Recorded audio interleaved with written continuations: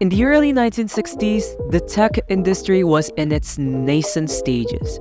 Intel, founded by Robert Noyce and Gordon Moore in 1968, aimed to revolutionize the world with advanced semiconductor products. Around the same time, Advanced Micro Devices, AMD, emerged, led by Jerry Sanders III and a group of former Fairchild Semiconductor employees. Intel initially focused on memory chips and achieved early success with the Intel 4004, the world's first commercially viable microprocessor. On the other hand, AMD struggled initially and acted as a second-source manufacturer for Intel's processors. Intel's journey to dominance took off with their 8086 processor, followed by the iconic 386 and 486 chips, which established Intel as the leader in microprocessors. Their x86 architecture revolutionized personal computing and made Intel a household name. However, a series of events unfolded that positioned AMD as the underdog. Intel, wanting to avoid monopolizing the x86 market, was asked by IBM to find its own competitor. This is where AMD enters the picture, acquiring a license to produce the 286 chip. But Intel, not wanting to be outdone, created the more powerful i386 chip and withheld the license from AMD. Forced to reverse engineer, AMD faced challenges. Later, when AMD's own i386 was almost complete, Intel launched the even more powerful i486, further hampering AMD's progress. Despite the odds, AMD refused to back down. In the early 2000s, they launched the Athlon series, marking a turning point in their battle against Intel. The Athlon processors offered competitive performance and pricing, attracting a growing consumer segment looking for alternatives. AMD's success continued with the release of the Opteron processor, challenging Intel's dominance in the server market. Their 64-bit architecture and superior performance made them a favorite choice for data centers and enterprise users. AMD's acquisition of ATI Technologies further enhanced their capabilities by integrating graphics processing into their processors.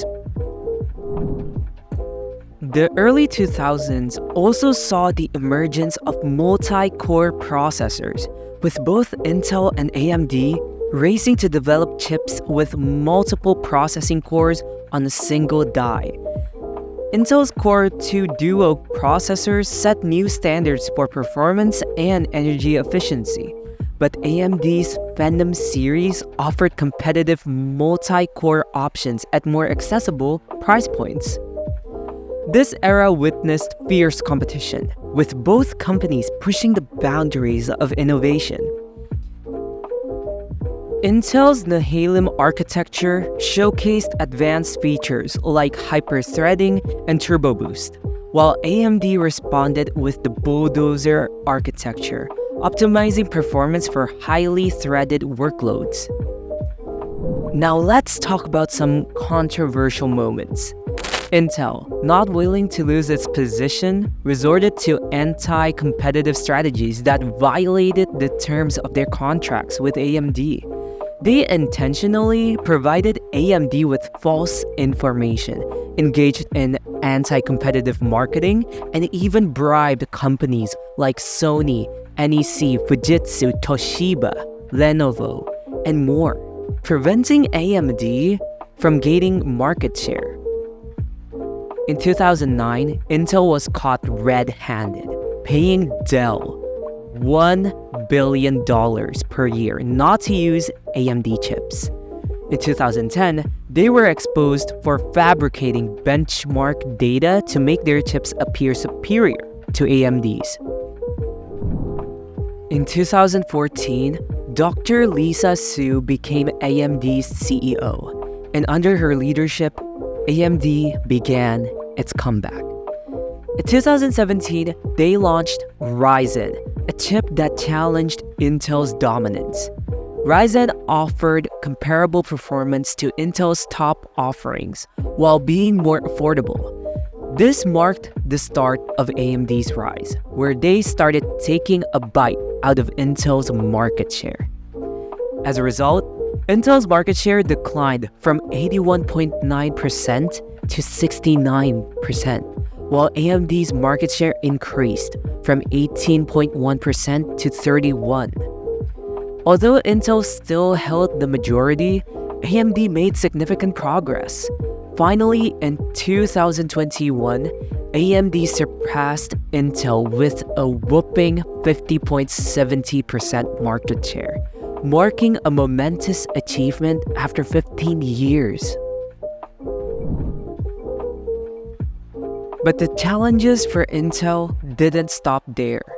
In 2018, Apple, after 15 years of partnership, decided to switch from Intel to their own chips based on ARM architecture. Apple's M1 chips proved to be highly efficient and outperformed Intel's latest i7 processors. Furthermore, other tech giants like Microsoft, Qualcomm, and Samsung also started developing their own chips based on ARM architecture. This shift toward ARM architecture poses a significant threat to Intel, as their processors are primarily based on the x86 architecture. Realizing the need to bounce back, Intel appointed Patrick P. Gelsinger as their CEO in the early 2021. Under his leadership, Intel introduced IDM 2.0, a plan to develop their technology and regain market trust. Their first step is launching their 7nm processors in 2023. Additionally, Intel plans to collaborate with third-party companies and prove their reputation among investors. They aim to establish Intel as a world-class foundry service, becoming a chip factory for technology companies. As the battle between Intel and AMD continues, one thing remains certain. Competition breeds innovation, and consumers benefit the most. With exciting developments on the horizon, we can expect further advancements in the world of processors.